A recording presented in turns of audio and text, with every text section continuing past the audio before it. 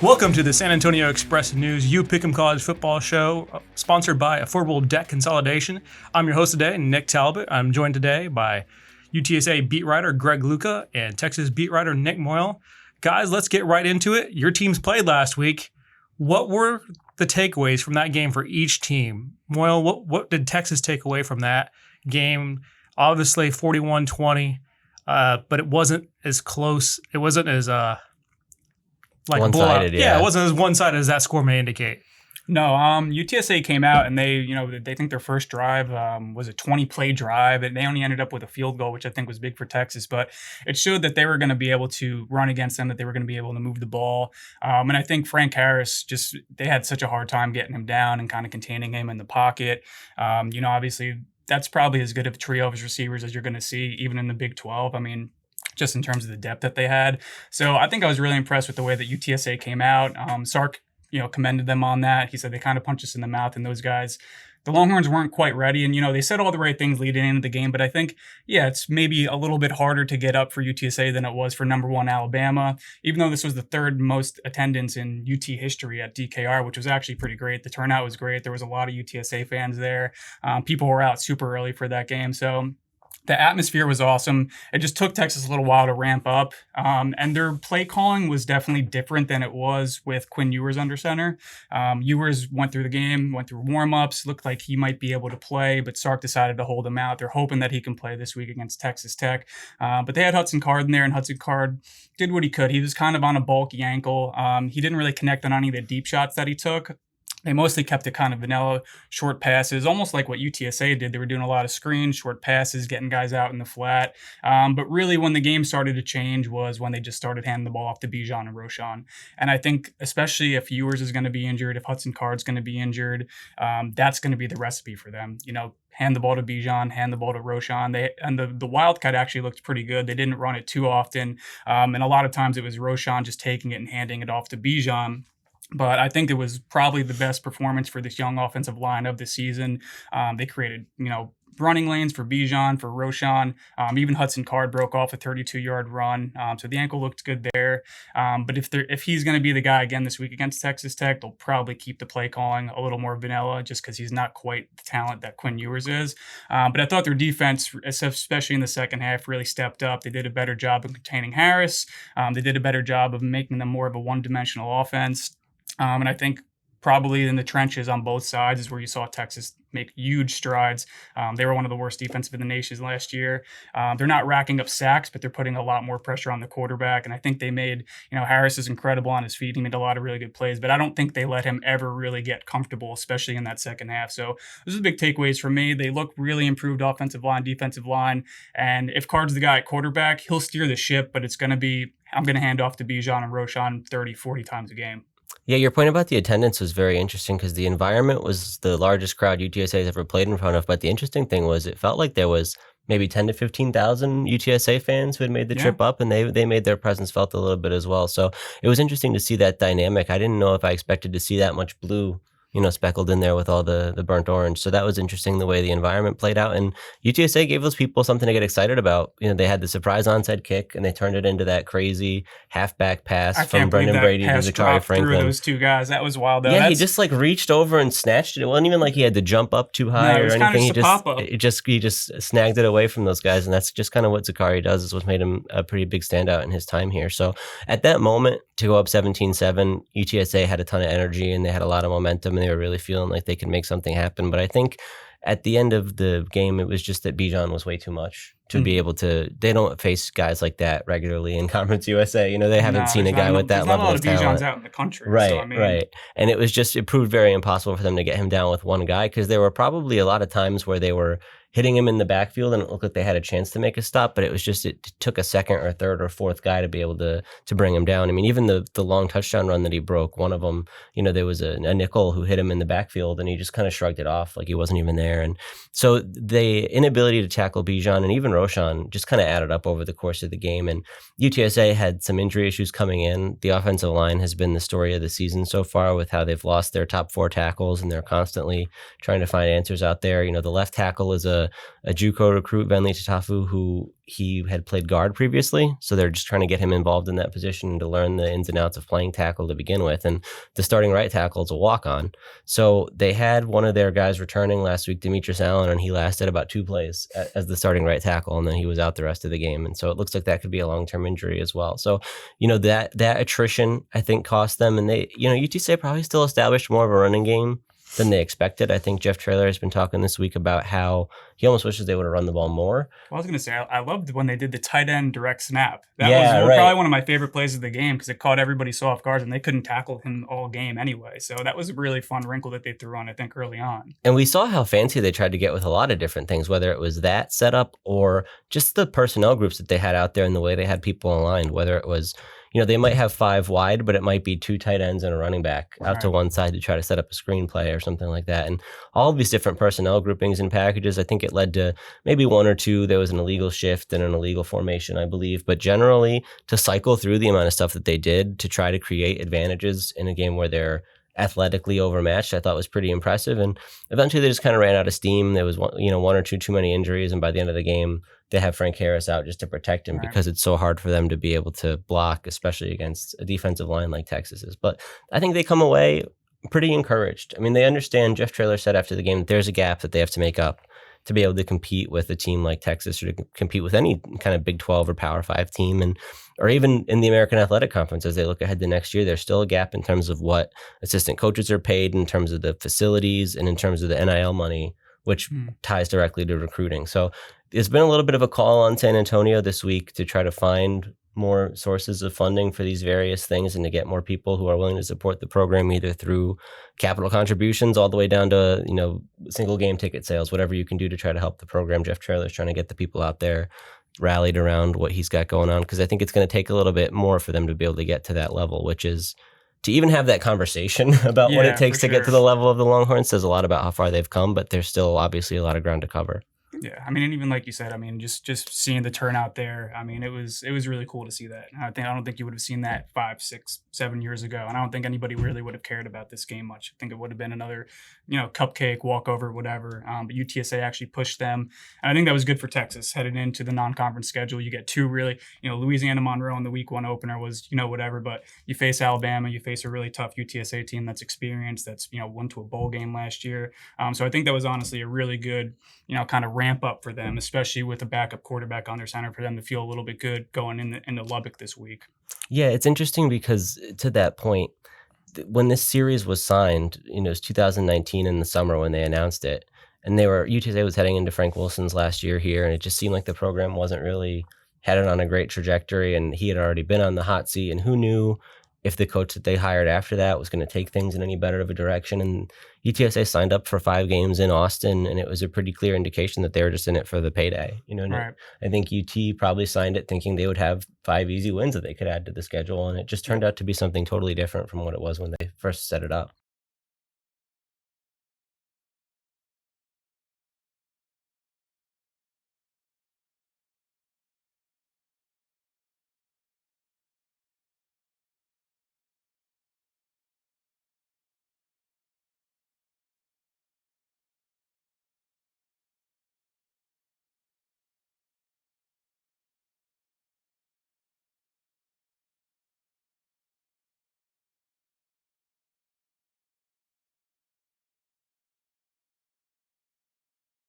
Offensively, they haven't really been as potent as they've been.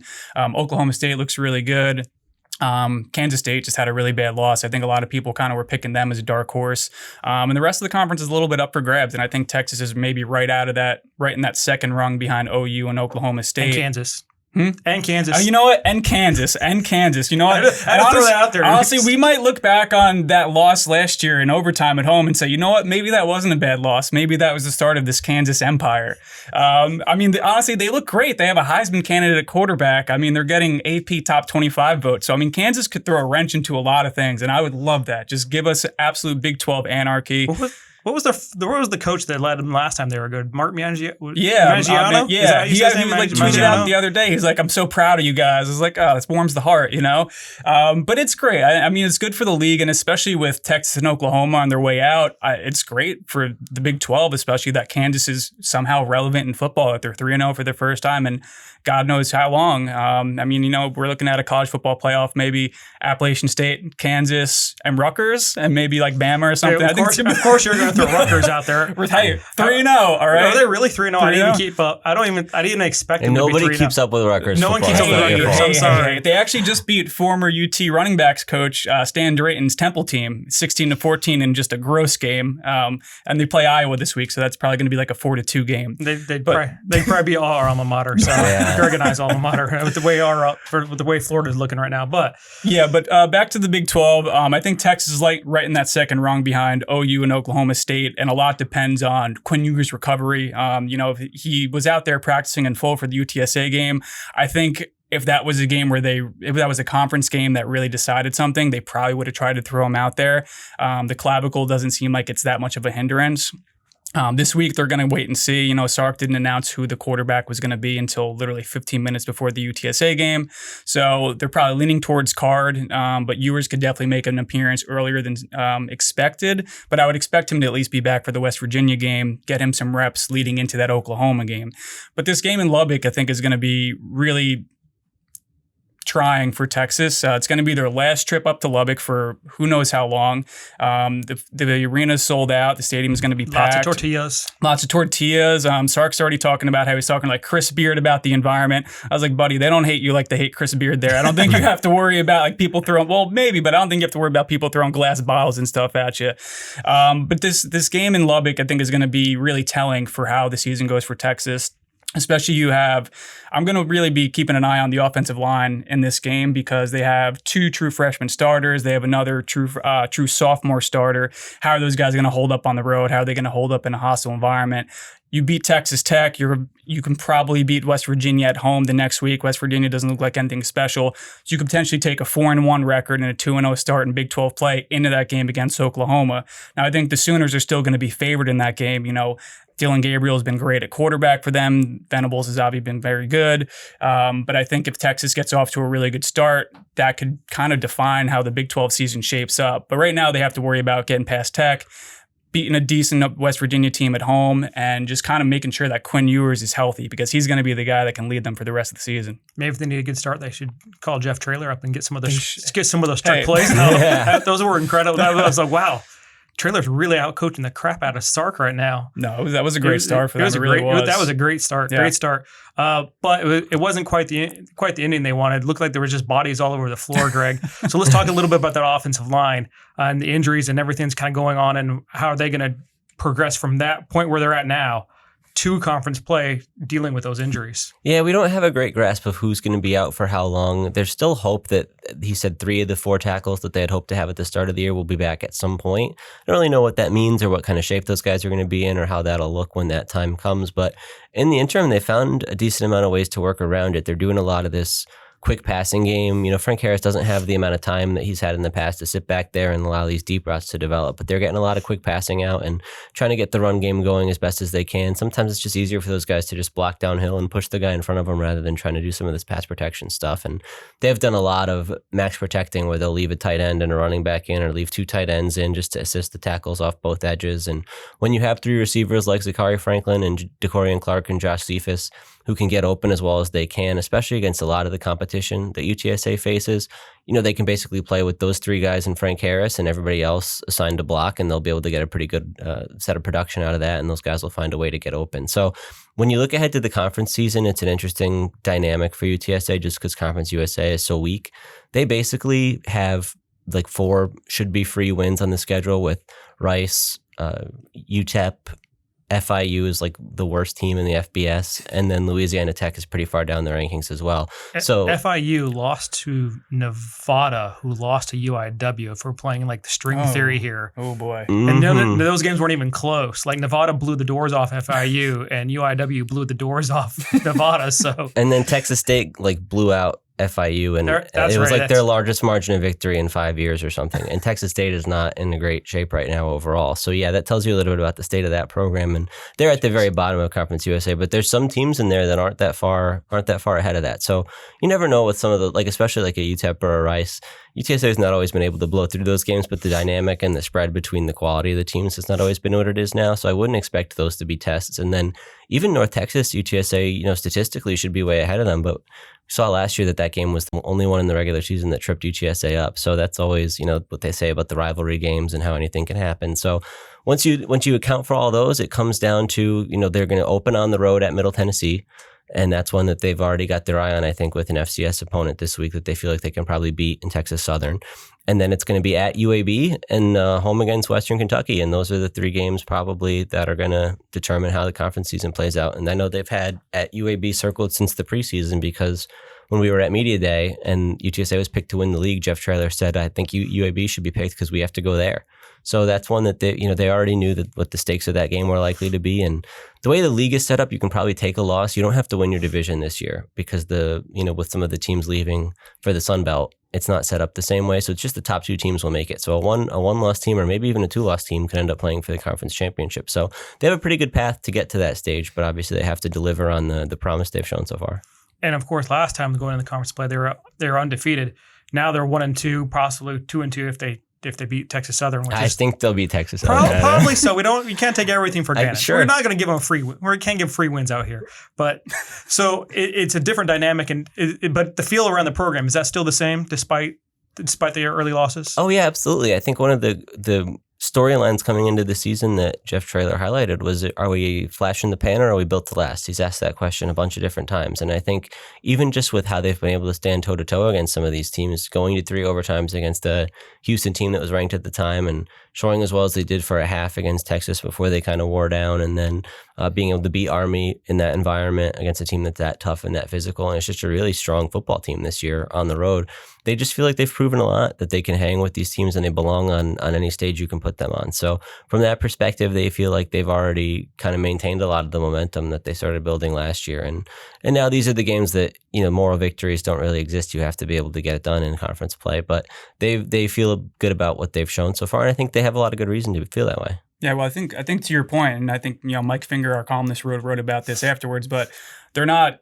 UTSA isn't just happy to be in the game anymore. They're upset about losing to Houston. They're upset about losing to Texas. They think that they should compete with these teams. And that's, if you would have told somebody, a UTSA fan or coach or player that 5 years ago, they probably would have been like, you're insane. Like, we would be happy to go to, triple overtime with a top 25 team. We'd be happy to be tied with Texas at the half. I think now they come back and they say, hey, we're kind of pissed off that we lost that game. We think we're good enough to hang. We think we're good enough to beat them, which is awesome for Jeff Traylor and the program and, the community out here. It's cool that they kind of have a football team to grasp onto. Yeah, the thing about that is it'll be unfair if they lose a couple of those games the next few years. They play Houston and they play Tennessee next year. And if you just look at the coaching salaries of the assistant positions and things like that and what those kids are bringing in NIL money, it shouldn't be as competitive as it is. Right. And so it's a dangerous standard to make UTSA a victim of their own success, where it's now they're expected to do all this just because they've done it once or twice. From an infrastructure perspective, they're still a step behind. And it could end up being a scenario where the fan base, their expectations are inflated, and then it's pretty easy for them to feel negative about the team or to turn on Traylor and on the staff and on the program in general. So it's something that I think it's hard for them to really be on guard against it, but that's a reason why I think Traylor has been pretty vocal this week about needing to close that gap between these programs, because even with Houston, if you look at like what their coordinators are paid, and Houston's essentially a Big 12 team now, and UTSA is still going to be a rung below in the American, even though Houston's in that league now. But there's just a gap there, and the fact that UTSA can play with them is probably more of a testament to Traylor and what the work that the players on the roster, of course, they deserve a lot of credit as well for kind of exceeding what was expected of them during the recruiting process. But I don't think just because they've done it, the expectation becomes that it's a year-to-year thing. I think there's a lot of other pieces that have to fall into place for that to be reasonable. Yeah, you bring up the NIL, which is a good point. Is it even possible to be like a Boise State these days for a long, sustained period of time with the new NIL dealers? Obviously, kind of Utah was kind of in that dynamic too, where they're in the Mountain West as well, and then moved on over and up to a bigger conference. But is it even possible these days for a team to progress like Boise State did, or have a run like that? I think it's just the NIL is just one piece of it. I mean, when you get up to the highest levels, for Moyle will be able to speak to this, but for Texas versus Alabama versus Clemson versus USC or whoever else is in that high, then you're talking about millions of dollars of bidding that's essentially probably going on for some of these 5-star kids. But once you get a little bit farther down, even to the American Athletic Conference level, you probably just need a little bit to make sure that guys aren't looking around, because you're still going to be doing a lot of recruiting based on opportunity and facilities and city and coaching staff and the team dynamic and how well a player feels like they fit the system and all these different things that allow them to shine. Just like any other human doing a job search, the salary part is important, but it's just one piece of the puzzle. And I think the farther down you go and the smaller those salary figures get, that probably becomes even more true. And the other thing that I think UTSA is focused on in any program like that, Boise's a great example because it's probably harder there, but I think the key is that you probably are recruiting a lot of local guys where you still have that tie-in that even if you might not be able to offer the most in terms of your facilities or NIL or whatever, you have players who have a reason to want to play for your program and to stick around. So for UTSA, a lot of that means just building in San Antonio and being able to keep a lot of the top talent that comes around here. And, not necessarily just San Antonio, but the surrounding area and Texas as a whole and these areas that they recruit so heavily. Those relationships and the old school recruiting still matters. It's just that there's other pieces of the puzzle now. Yeah, I mean, I think Boise State's so unique because of their location. UTSA, no matter how good they are, this is, San Antonio is such a fertile recruiting hot ground, and so is the whole state of Texas. I think no matter what, if the University of Texas comes with an offer and UTSA comes with an offer, you're probably going to lean towards University of Texas because there's going to be more opportunities for you there. There's going to be more exposure, especially with these new TV deals and contracts coming out. And I think once we have the new Big Ten deals, the SEC deals kick in, that's even going to divide them even more between the haves and have-nots. I think in terms of NIL boosting group of 5 programs or mid-majors, I think you're going to see that a lot more. Even though we've seen it in basketball, I think you're going to see it even more in basketball. I think you're going to see it more in Olympic sports like volleyball, track and field. I think it's going to boost them more. I just think in football, the divide there's such a steep divide between, the Texases, the Alabamas, the Georgias, the USCs, and the UTSAs and the other schools that are in that sort of bracket, I guess. I just don't know if we're ever going to see a program like Boise State sort of come out of nowhere and maybe have that sustained success for a decade or 15 years and really be relevant past that. Now, maybe we could be wrong, but I just think it's hard to look at the landscape and how much money is flowing into these programs through, their TV rights deals. You're getting 40, 50, 60, $70 million a year just from your TV rights deals. That's not even including your third term right deals. There's just so much money to be had, and they're putting all that towards facilities, and you have all these boosters and NIL collectives. I mean, I think it's just hard for those schools to compete with the big boys, essentially, in football. I think in other sports, it's going to be more feasible. I just don't know if we're going to see a Boise sort of come out of nowhere and be able to do what they've done in this new realm. Can we even see Texas come through and dominate in this new realm? It's been a while. So we're just should focus a little bit. Where's Texas kind of looking after that Alabama, especially the UTSA game? They look pretty good. They wore them down, but that was expected. The Alabama game was not expected to be that close. Where are we looking at the program? I know we were down when we did this last time. We were down on the program a little bit, for sure. We didn't know what direction it was going to go. Now we have a little bit of a clearer picture. What is that picture? I'll say just from a year ago to where they are right now, I've seen such an improvement in their offensive and defensive lines. And I think that's been the key for them heading into SEC play. And they've made that such a big point of emphasis in their recruiting. And obviously, the schools technically aren't really connected or affiliated with these boosters that are doing the NIL collectives and deals, but they still know what they're doing. You have the Horns with Heart program, which essentially is a $50,000 scholarship for every offensive line, or $50,000 on top of what they get with their scholarship for every offensive lineman. You have a similar deal going on with the tight ends. There's just so much money to be had there and to be made for these players to come in. I think that's attractive. And also, like I said, I think on our last podcast, all their gear that they're throwing out now to recruits is just SEC branded. There's Bijan with his Lamborghini. There's an SEC trademark over it. They're leaning into this as hard as possible. And I think even though they're not in the SEC yet, and they still have a very long ways to go in terms of, becoming a Bama or Georgia or anything even remotely close to that they're making strides in the right areas. They're getting the sort of skill position players. I think they're just recruiting so much better for their needs. Even when Tom Herman was there, they would get top five draft or recruiting classes pretty much every year, and they weren't really turning those into wins. You had the one Sugar Bowl win, but that was sort of an outlier. The others were just Texas Bowl, Alamo Bowl. Maybe you go 7-6, and then obviously Sark was 5-7 last year with a lot of Tom's guys. This year you've just seen them. They're able to hang. They were able to hang with Alabama. They were able to put pressure on Bryce Young. They're actually getting a push in the trenches. They look like an SEC team. They're fast on the outside. They have Quinn Ewers, who was recruited by Alabama. You have Arch Manning coming in next year, who every program in the nation wanted. They're making the right steps in terms of, I think, getting the right guys. Like Xavier Worthy's a guy who has SEC speed. He hasn't really done a ton this year because of the quarterback situation, but I think he's going to break out again in a big way, sort of like he did last year going into Big 12 play. I just think they're really better constructed this year, and I think you've seen it in the way that they played. And it's kind of cliche. They say, hey, we're more connected. We're playing for each other. There's a better vibe in the locker room, but I think you genuinely do feel that with this team last year. There was a lot of quit in these guys last year. There was a lot of give up, not in all of them, but maybe in 5 to 10%, which is enough to torpedo a season, especially when they were so close in the second half of. They lost 5 straight games where they had a lead at halftime. That's a big difference, and I think that's going to help them going forward, that you just have guys that, they are bought in. It's coach speak, but I think they are genuinely bought in. They're seeing results. Like I said, in a few years, I think they'll look at that Bama game and say, hey, we can go into Tuscaloosa and maybe beat them. Or if they come back here, we can beat them, and we should beat them. And you wouldn't say that last year. And now we're going to hear from Brent Zerneman in College Station. He's going to discuss the Aggies and their season. You bet. Hey, guys. Yeah, Jimbo Fisher had told us all August that Haynes King had done such a great job, the quarterback from East Texas, and had won the starting job legitimately over Max Johnson, an LSU transfer. Well, 2 games into the season, Jimbo decided to make a change because Haynes King had been so ineffective. Max Johnson didn't look a whole lot better statistically, but the offense did have more bounce and he had more control of it. You could tell he had played at LSU. You could tell he had SEC experience because Haynes King had really struggled in the loss to Appalachian State. And Jimbo's a stubborn guy. Jimbo Fisher's a stubborn guy. So this was a big deal for him to make that switch to quarterback.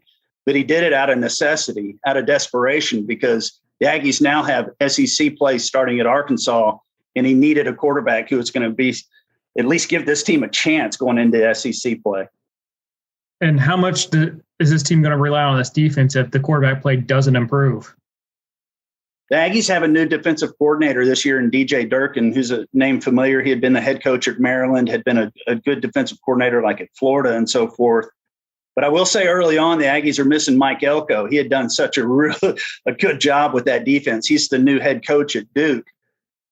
Durkin's defense has been good, but it hasn't been overwhelming. It hasn't created any fear in any opponents. But I will say this, it kept Miami out of the end zone. It's been the very definition of bend but don't break at this point. Although both of the Aggies' most recent opponents, Appalachian State and Miami, have controlled time of possession. So this defense has had trouble getting off the field. But once those opponents have gotten to the red zone, they've buckled down and held those teams to field goals. So overall, you would say defense is the strength of this program, but we kind of expected that going into the season. And again, so many questions about Jimbo Fisher's offense at this point as well. He's the primary play caller, and they're one of the worst offenses in the nation. So that might be something that needs to change in the offseason. I would say it's a little bit late this season, even though they haven't even started SEC play, because again, Jimbo is a very stubborn guy. All right. And heading into SEC play, what are your kind of expectations from after what you've seen from this team with a loss to Appalachian State, but a big win over Miami? The Aggies are trying to use 2 years ago as an example. They barely squeaked by Vanderbilt in 2020. All kind of questions about the offense again. Then they started slowly getting things rolling. The lone loss was at Alabama, and that team ended up finishing 9-1 in the COVID-shortened year. That's what they're crossing their fingers for, and what they're going to need is greatly improved offensive line play. It was the biggest question going into the season, and 3 games in, it's still very much the biggest question. New line coach Steve Adazio is mixing and matching and trying to make things work, but the Aggies quarterbacks, who, no matter who it is, has been under pressure and hasn't had just a whole lot of time to work. So they're going to need to get that going if they're going to have any chance to compete for a title this year. All right, now let's get into the UPickEm, where Greg Luca is now currently crushing it out of more than 300 people that have sign up today. Let's increase that number. You can go to expressnews.com/UPickEm to sign up and kind of, go against there, beat Greg. That's the challenge right now. Indeed. So I guess the way it works is you get a couple NFL games, you get a couple college games every week. Nick curates whatever he thinks is the best slate of matchups for that week. And if you haven't already joined, you should be encouraged to know that there's weekly prizes. So if you're coming in late, you still have an opportunity to compete for the different things that we're giving away. You just have to have one good week is all it takes. And it's all free. Indeed, yeah, that's critical. That is the critical what part. the people need to We hear. can thank Affordable Debt Consolidation for that, for sponsoring the contest for us and making it a good deal for everybody to get involved in. We've been sending out, I think you can find it through our social media. You can probably, there's been email blasts going out about it if you're signed up for any of our newsletters. So there's probably a lot of ways to get involved with expressnews.com/UPickEm. Thanks for joining us, everyone. And thanks to Nick Boyle and Greg Luca and Brent Zerman for coming in and talking with us today. And thank you, of course, to our sponsor, Affordable Debt Consolidation. We'll see you on the flip side.